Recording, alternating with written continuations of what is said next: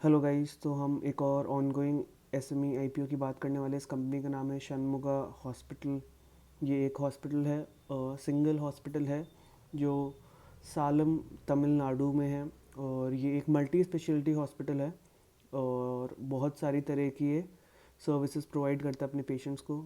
इनकी bed capacity 151 beds की है और काफ़ी advanced health care needs provide करता है ये। कौन कौन से यूनिट्स है, तो इनके एक हॉस्पिटल में बहुत सारे तरह के यूनिट्स है और बहुत सारी डाइवर्स हेल्थ केयर नीड्स ये मीट करता है हॉस्पिटल। तो इनके ऑन्कोलॉजी यूनिट है, high dependency emergency department, out patient consultation भी प्रोवाइड करता है, cardiac care, ICU, neonatal intensive care, labour room, endoscopy और न्यूरो सर्जरी। तो आप देख सकते हैं कि बहुत सारी तरह की सर्विसेज प्रोवाइड करता है और इस वजह से ही ये किसी भी पेशेंट को कहीं और जाने की ज़रूरत नहीं है। वो इसी हॉस्पिटल में आके जो भी ट्रीटमेंट उनको रिक्वायर्ड है वो इधर हो सकता है। तो ये सिंगल यूनिट है, इनकी कोई चेन नहीं है। ऑल्दो इनके जो हॉस्पिटल है उसके अंदर ही एक डायग्नोस्टिक केयर भी है। तो जितने भी ये डायग्नोस्टिक रिलेटेड एमआरआई स्कैन, सीटी स्कैन्स और ये सब होते हैं, ये सब कुछ ये प्रोवाइड करता है। इनका एक फार्मेसी यूनिट भी है। तो मेडिकल मेडिसिन वगैरह जो भी रिक्वायर्ड है वो उधर से भी होता है। और इनका एक क्लिनिक भी है एक सालम में, अपार्ट फ्रॉम द हॉस्पिटल, जो आउट पेशेंट सर्विसेज प्रोवाइड करता है। तो आउट पेशेंट और इन पेशेंट ये दोनों सर्विसेज प्रोवाइड करता है। आईपीडी ओपीडी जिसको कहते हैं। तो आईपीडी होता है बेसिकली जो पेशेंट्स जो एडमिटेड रहते हैं हॉस्पिटल में उनको आईपीडी कहते हैं, इन पेशेंट कहते हैं। और जो बाहर से कंसल्टेशन के लिए आते हैं पेशेंट्स उनको आउट पेशेंट कहते हैं। तो वो आईपीडी और ओपीडी पेशेंट्स ये दोनों को केटर करता है और काफ़ी वेल इक्विप्ड है, काफ़ी एडवांस्ड मशीनरी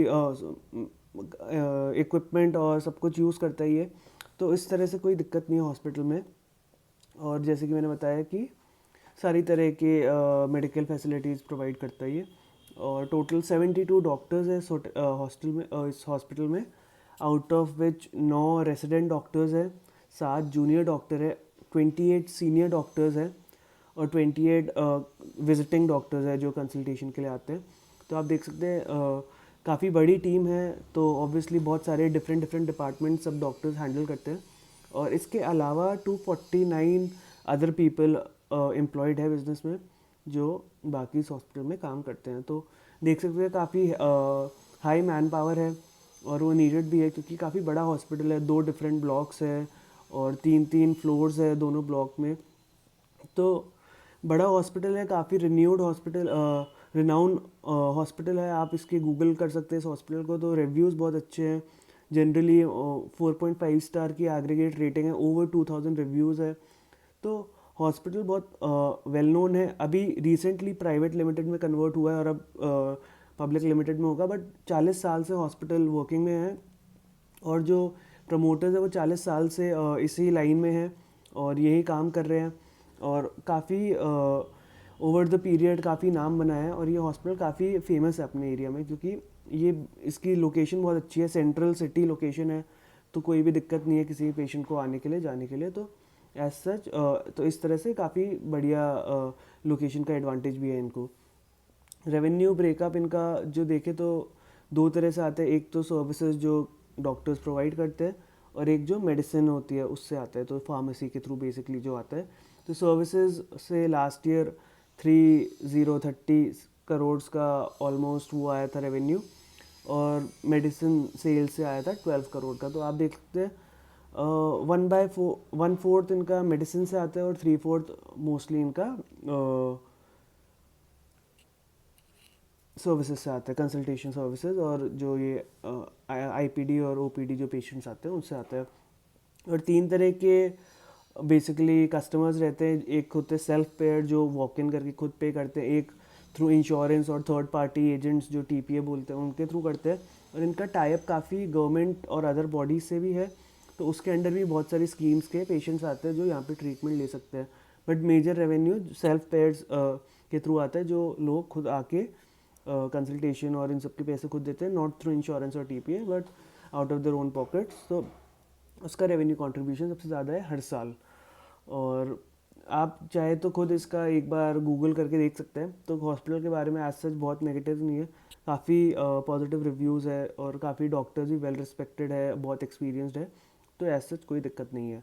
प्रमोटर्स हैं mister doctor Panneer Selvam Shanmugam, doctor Prabhu Shankar Panneervelvam, doctor Priya Darshini और मिसेस जया लक्ष्मी। तो ये फैमिली है बेसिकली, जो प्रमोटर्स है चारों रिलेटेड है, और ये प्रमोटर्स है इक्वल होल्डिंग है सबकी कंपनी में, क्लोज टू 25% ईच, नॉट 25%, थोड़ी सी और भी प्रमोटर ग्रुप और भी है, 3-4 लोग जिनके पास छोटी सी है, बट 99% ओनरशिप इन चारों के बीच में इक्वली डिवाइडेड है।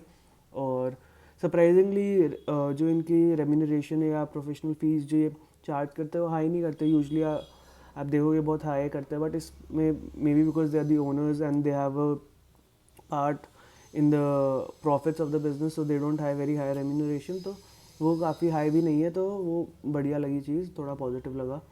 और ये ऑब्जेक्ट क्या है इशू का, ये क्या करना चाहते हैं, तो ये और एडिशनल मेडिकल इक्विपमेंट खरीदना चाहते हैं, जिसके लिए इनको 14.5 CR की रिक्वायरमेंट है। इसमें एक तो CT स्कैनर खरीदेंगे 2.3 CR का, और एक दाविंची सिंगल कंसोल सिस्टम है, जो बेसिकली एक रोबोटिक सिस्टम है जो डॉक्टर्स को मिनिमली इन्वेसिव सर्जरीज़ में हेल्प करता है, प्रेसिजन वगैरह में। तो ये थोड़ी एक्सपेंसिव मशीनरी है, जो मेडिकल इक्विपमेंट है, जो 12.17 CR इन्होंने कोट किया है उसकी प्राइस। तो ये दो मशीन्स आएंगी, मेडिकल इक्विपमेंट्स आएंगे हॉस्पिटल में, तो इसके लिए इनने ये फंड ला रहे हैं, ये IPO ला रहे हैं। फाइनेंशियल्स देखें तो काफ़ी स्टेबल है, ईयर ऑन ईयर ज़्यादा ग्रोथ भी नहीं है और कोई गिर भी नहीं रहे। The reason might be because they might be operating at full occupancy of the beds that they have, the bed capacity that they have, तो उसकी वजह से हो सकता है काफ़ी स्टेबिलिटी है रेवेन्यूज़ में। और आप देखें तो FY22 में 41.4 CR था, और FY24 में 43 CR था इनका रेवेन्यू। पैट 6.71 CR था FY22 में, जो लास्ट ईयर 5.26 CR था। बोरिंग्स बढ़ गई है थोड़ी बिजनेस में, तो वो क्यों बढ़ी है, क्योंकि ये रेगुलरली प्लांट और मशीनरी जो बेसिकली और मेडिकल इक्विपमेंट खरीद रहे होंगे, इस वजह से बढ़ती हुई दिखेगी आपको। और मार्जिन्स भी 20-21% के अराउंड इस रेंज में रहते हैं, तो ये रेंज में आपको इनके EBITDA मार्जिन्स भी दिखेंगे। लॉन्ग टर्म बोरिंग्स है थोड़ी बहुत टू द अराउंड 3.59 CR की, बट वो सारे प्रमोटर्स ने दे रखे हैं, अनसिक्योर्ड है और कोई इंटरेस्ट भी नहीं चार्ज करते प्रमोटर्स, तो अगेन वेरी पॉजिटिव कि ये बिजनेस से कोई इंटरेस्ट नहीं ले रहे, और इनने अनसिक्योर्ड लोन दे रखा है बिजनेस को विदाउट एनी कोलैटरल प्रमोटर्स ने, तो वेरी गुड। थोड़ा शॉर्ट टर्म बोरिंग्स भी है 6.16 CR की, जो इन्होंने एक्सिस बैंक से ले रखी है, बेसिकली OD फैसिलिटी ले रखी है। तो एक वो है जो आपको बढ़ता हुआ दिखेगा पिछले 2-3 साल में। प्लांट जो बोलते हैं हम, प्लांट एंड मशीनरी जो बोलते हैं, प्रॉपर्टी प्लांट एंड इक्विपमेंट, वो बढ़ता हुआ दिखेगा ईयर ऑन ईयर, ये इन्वेस्ट कर रहे हैं। जो इनकी हॉस्पिटल की बिल्डिंग है, जो क्लिनिक है, as well as the pharmacy है, वो ये खुद ओन नहीं करते, वो लीज कर रखी है। दो चीज़ें प्रमोटर के थ्रू ही, promoter are the one who are leasing out, और एक कोई थर्ड पार्टी के लीज कर रहे हैं। तो आपको प्रॉपर्टी इतनी बैलेंस शीट में दिखेगी नहीं, बिकॉज ये सारी लीज्ड है, ये इसको लीज कर रखे हैं, और इस वजह से आपको इतना दिखेगी नहीं, but still they are constantly investing in the business, और वो आपको इनके balance sheet as well as cash flow में आपको दिखेगा ईयर ऑन ईयर ये क्या कर रहा है। इन्वेंट्रीज थोड़ी रहती है because of the medical shop that they have, तो उसमें इन्वेंट्री स्टॉक करना पड़ता है। ट्रेड रिसीवर्स मैंने पिछले 2-3 साल के देखे तो थोड़ी सी slightly, not too a very huge amount, but almost 5%, थोड़ा सा 2.5 CR के आसपास इनके पेंडिंग है, जो 1 साल से ज़्यादा एज हो चुके हैं, जो ये अभी तक रिकवर नहीं कर पाए हैं।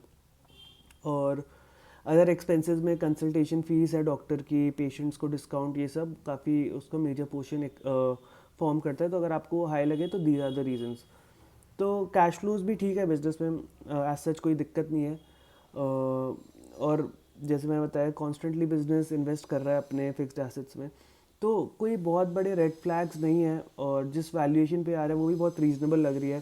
तो ये 73 मार्केट कैप, 73.5 CR की मार्केट कैप पे लिस्ट होगी कंपनी, और लास्ट ईयर पैट के बेसिस पे विच वॉज 5.26 CR, इनका PE कुछ 13 to 14 टाइम्स बनता है, which is not very high. But the reason why I would not invest in this business right now is because I feel that कि business एक प्लेटो hit कर चुका है। Excuse me, sorry. तो business एक प्लेटो hit कर चुका है। उससे मेरा क्या मतलब है कि जो इनकी ऑक्यूपेंसी है बेड्स की, आई थिंक वो एक टॉप पे आ चुकी है। इस वजह से इनके रेवेन्यूज़ आपको ज़्यादा बढ़ते हुए नहीं दिखेंगे। कोई भी इन्वेस्टर किसी बिज़नेस में इन्वेस्ट करेगा तो उस माइंडसेट से करेगा कि ये बिज़नेस आगे ग्रो होगा। बट अगर ये ऑलरेडी वो पीक पे है कि और ये हाई अपनी कैपेसिटी नहीं बढ़ा रहे बेड्स की, या फिर कोई और नया यूनिट जिससे न्यू रेवेन्यू जनरेशन इनका ऐड हो, तो कुछ फ़ायदा नहीं है। मशीनरी से ऑब्वियसली हेल्प मिलेगी, थोड़े एडिशनल रेवेन्यूज़ होंगे, थोड़े और चेकिंग होगी, सब होगा, डॉक्टर को ऑपरेशंस वगैरह में हेल्प मिलेगी। That is all good reasons, valid reasons, बढ़िया है। But as an investor would the business be able to grow their revenues, वो पता नहीं चल रहा कि वो और कितना ग्रो हो जाएगा।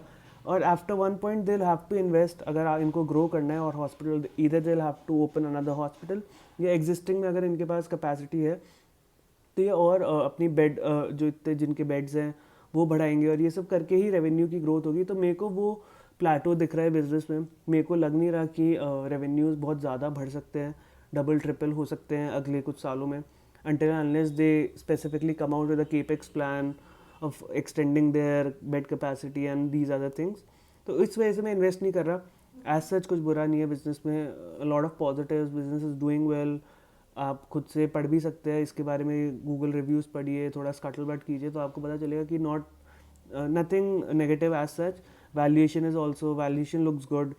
और hospital business usually they do well only, और इस जिस हिसाब से अपने प्रॉफिट्स और रेवेन्यू दिखा रहा है तो ये भी अच्छा ही कर रहा है। But because of that plateau, because I don't see कि यहाँ से और रेवेन्यूज़ कितने ज़्यादा ग्रो कर पाएंगे, इस वजह से मैं करंटली इस बिज़नेस में इन्वेस्ट नहीं करूँगा। बाकी आपके सामने है सारे facts, you can decide what you want to do. If you have any scuttlebutt information अगर आप जानते हैं तो definitely tell me about this business, and we'll keep tracking and see कि आगे जाके बिजनेस में क्या होता है।